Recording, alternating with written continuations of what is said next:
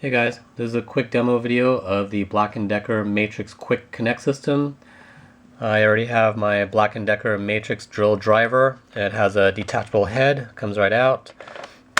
So went ahead and bought 3 of the attachments I'll probably end up using the most. I got an impact driver attachment, a jigsaw attachment, and a trim saw attachment. Quick note on the trim saw attachment. The blade is kind of small, so it can cut through fence boards and paneling and such pretty easily, but nothing much thicker than that. So let's give each of these attachments a try.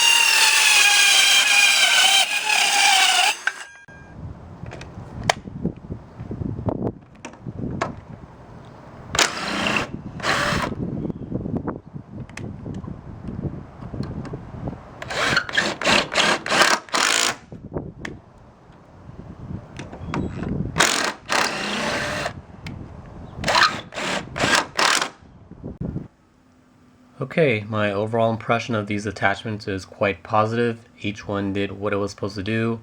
I felt that there was adequate power.